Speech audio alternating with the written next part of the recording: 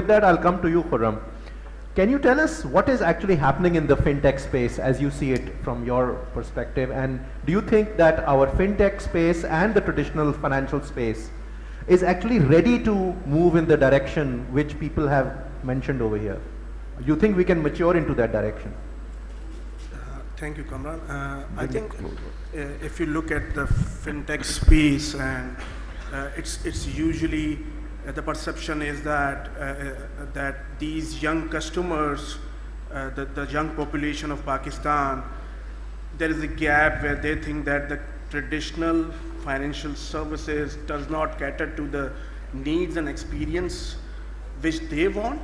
So if you look at the startup ecosystem, it's basically these youngsters taking upon themselves to come up with the solutions. Yes, they are coming up. The question is that do you think they are moving in the direction where the kind of maturity will come which other guests here have talked about? No, so if you look at the success rates around the globe of fintechs is not that high. It's not high, okay. And the basic reason is that it's very easy to look at a solution, look at a problem, and then see that I can do this more easily this way around without considering the impacts of that convenience you want to bring into that solution. So you're saying that the fintech space is not having a lot of success? So these startups are basically looking to the problem from one side of it. Which side? Which they Which think, side is that?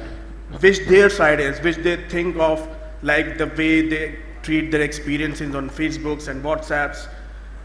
So which side are they missing, do you think? So the regulatory part of it, okay. the security part of it. Is that because there is little awareness about those, and those areas are complicated? Yeah, I mean, regulation is complicated, security is complicated. So it's important to note that on a Facebook, there is no such financial activities which are being performed. Yeah. That is just a social platform which you are dealing it, and if you want to expect that a bank should become a Facebook-like experience. No, that's what they expect. They want it to be like Twitter. So send a tweet and my money comes to me. They want that. So the gap is that these financial institutes are not interacting. Okay. Then we had this middle layers of incubation centers and stuff like that.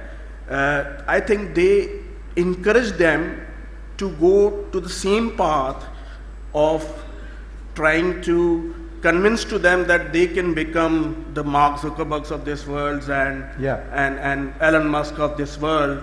And the liaison between the actual players, which the corporates are, which the banks are, there is not much interaction happening.